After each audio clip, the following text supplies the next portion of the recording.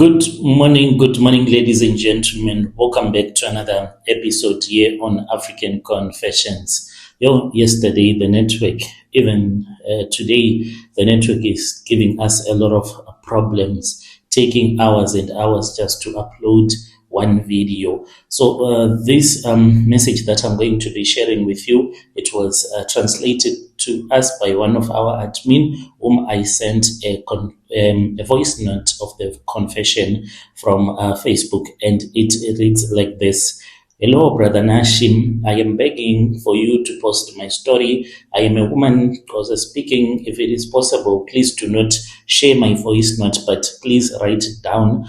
You can post for me as anonymous. I'm so scared for my life right now with the story that I want to share with you. So I want other people to know, especially if you are a parent and then you have your child, that you want to make that child to be close to the pastors or someone that is of a higher authority, even a teacher at school who wants your child to do maybe free extra lessons. You just need to be careful whether your child is a boy or she is a girl. Out there, they are scavengers. They are those that can do harm to your child physically and spiritually. My story is what happened to me.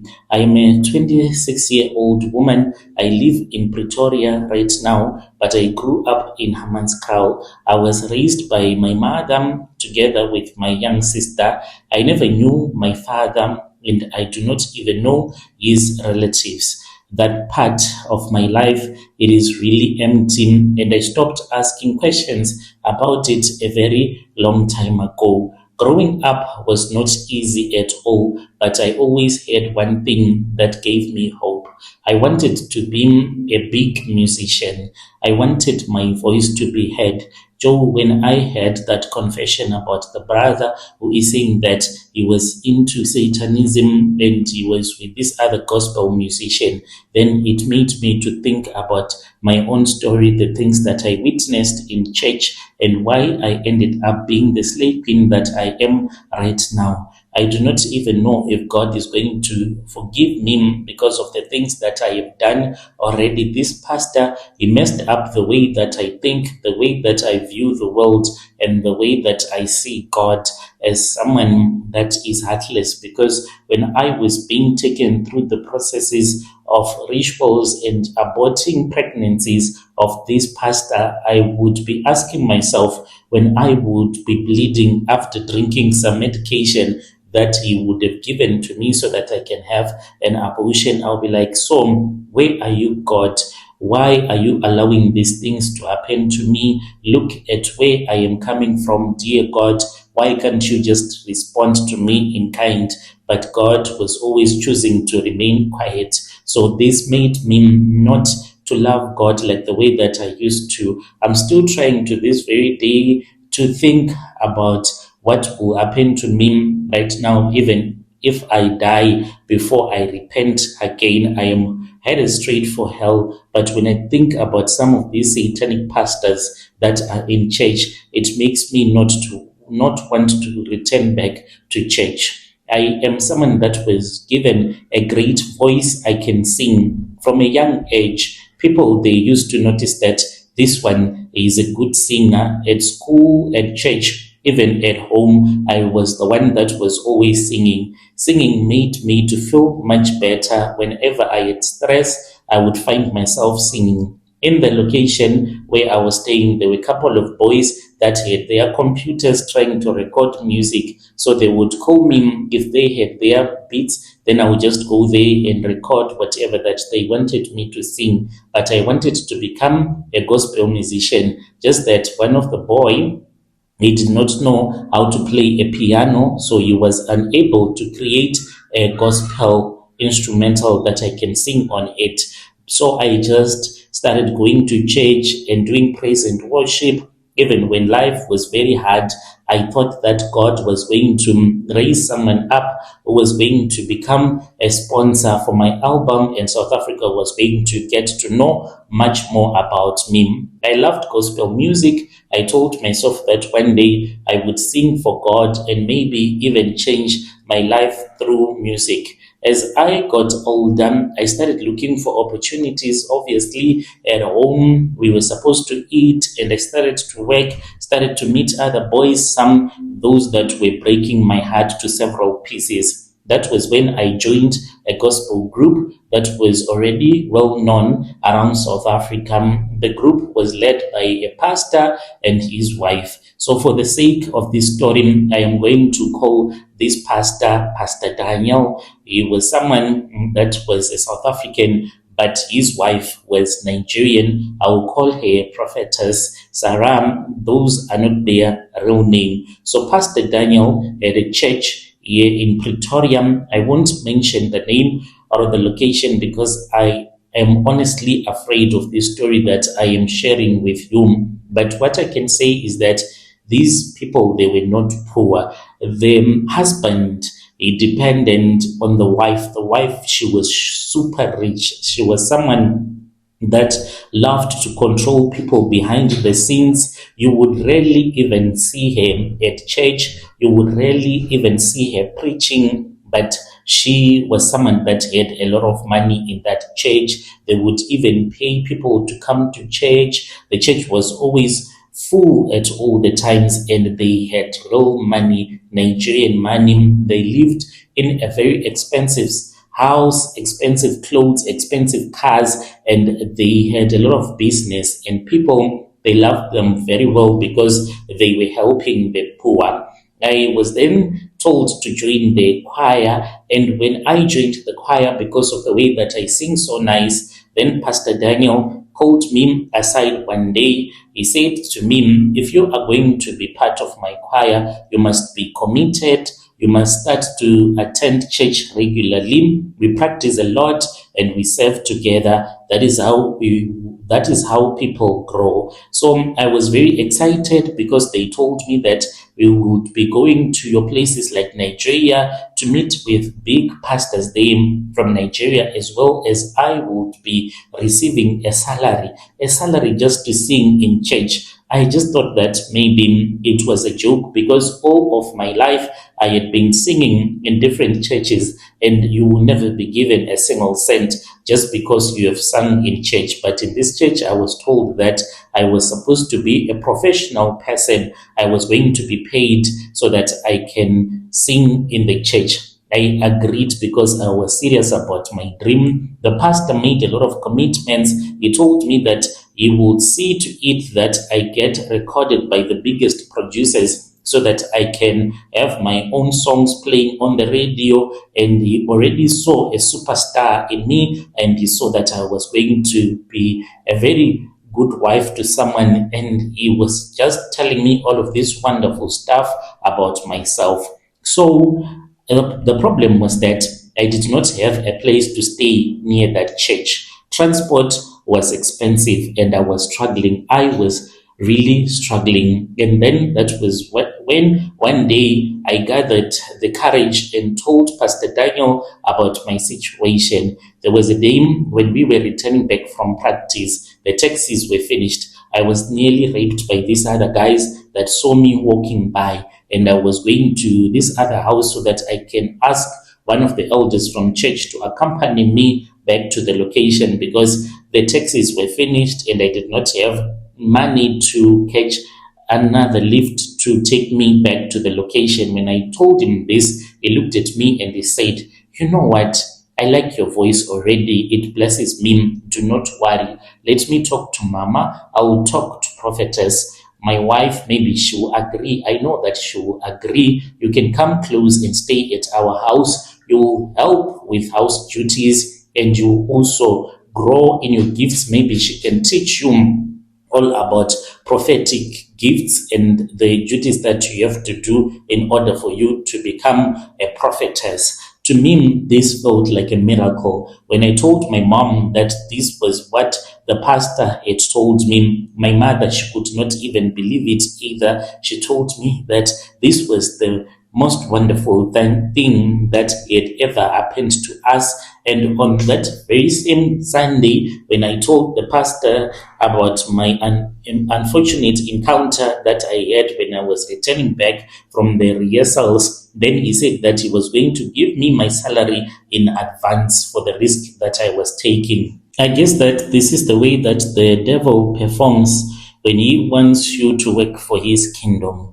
The situation, it was made right for me to end up being desperate such that I would go to the pastor and ask him for some money, and he can offer me some accommodation so that when they were going to get me possessed to the demons that stay in the altar, which is inside of their house, it would happen so easily. This was like a miracle, as well as my mom. She said it was a miracle. Soon after that, we were so excited with my mom when I was called into a meeting with him and prophetess Sarah. Like I told you, that this woman, the prophetess, she was someone that was not to be seen at all the times. Sometimes she would not even come to church for the entire month, and we were told that she was in Europe as well as in Dubai because they have a church there in Dubai. They spoke kindly to me and said that they had agreed that I could come and stay with them. My mom already, she had also agreed because she believed that I was going to be in safe hands in a Christian home. Little did I know that this house that I was moving into, it was nothing but the playground of demons and the devil. The devil was literally staying with us in that house. From that very same day when I moved in, I felt something that was strange. I am someone that does not suffer from your headaches quite often and bleeding in the nose when I am having a headache. This was the first time in my entire life that I have a headache, and then at the same time I am bleeding, and I do not know what is causing all of this nose bleeding to take place. When I arrived with my bag, then I started to feel somehow as if there was something that was watching me in the house. I even went down on my knees. I went in a simple corner and I was like, God, if I am a sinner in this house, maybe you can see that I am a sinner. I am just asking you, God, and I'm saying to you, please, God, just help me. I do not want to live a life that is full of sin. I am sorry for anything that I could have done. Maybe I did something without knowing that I am doing whatever that I was doing. But God, please do not send your judgment towards me. I was actually thinking that this was God that was judging me because I had been there in that house full of sins. I have these sins that I do have, and God is judging me. I did not even know that this was not a judgment from God. It was the demons that were staying inside of that house. Those were the ones that were making me to feel so creepy, were making me to feel somehow, and making me to feel so afraid. So throughout the night, I was having sleep paralysis, and I was afraid to tell the pastors the next day because I had slept with another guy before moving in with the pastor. So I was like, I'm really dirty. And now that I am staying in the house of the Lord with these holy people, maybe the angels, they are punishing me because they know that I am unclean. I just slept with another person before I started staying with the holy servants of the Lord. They lived in a big house. It was a very big house.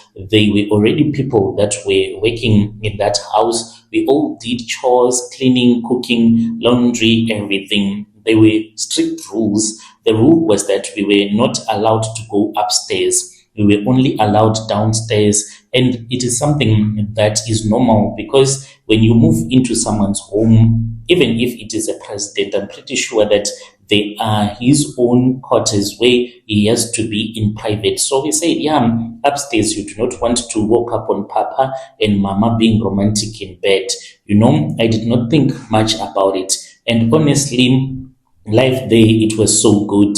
Pastor Danielle and Pastor Sarah were very kind.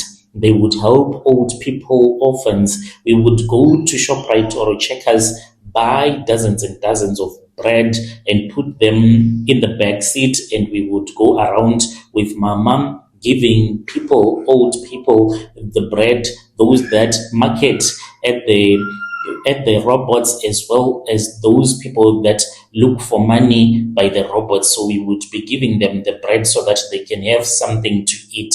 But she was someone that was very quiet at all the times. We were treated very well. We ate good food. We were being taken good care of, and they made me to feel that I was part of the family. For me, it was way better because I was also part of the choir. So my life became two things: working in the house, singing in church. And for a while, everything just felt right. One evening, Pastor Daniel and Prophetess Sarah told me that they were going to be traveling. By then, Pastor Daniel had already started touching me and he had slept with me once. I can't go into the details, but I just woke up and I saw that I was making love to him. How it had happened, I really do not even know. By then, I was possessed by the demon of Jezebel. They said that they were going to Nigeria to visit their spiritual father. They would be gone for 1 week. Everything seemed normal, but from the very first night after they left, something happened. I was in my room. That was when I had a baby that was crying. Mama and Papa, both of them, they did not have children. At first, I thought that maybe I was imagining things, but the sound became clear. There was a baby that was crying inside of the house. There was no baby in the house. This is what made me to become so scared, and no one amongst the workers had brought a child into the house. I then woke up, and when I woke up, that was when I opened my door slowly and stepped into the passage. The crying continued. I followed the sound until I reached the sitting room. Then I realized something that made my heart to start beating so fast. The sound was coming from upstairs, the same upstairs where we were not allowed to go to. Fear came over me immediately. I did not want to go and see what was happening. I turned around and I went back to my room, locked the door. That night, I barely slept. The next day, I tried to forget about it. I told myself that maybe it was just stress or my imagination, but that night it happened again. The same baby was crying. I could not fall fast asleep. And then I woke up. I don't know why I did this. I went upstairs. My heart was beating so fast as I was walking up the stairs. I climbed slowly, and when I reached the upstairs, the crying was coming from one of the rooms, which turned out to be their altar room. I went there and it was not locked, so I opened the door slowly. Inside of that room, I saw that there was a coffin and an altar just there in the middle of the room. The crying stopped the moment that I saw the coffin. Everything went silent. I don't even remember what happened, but I just fainted.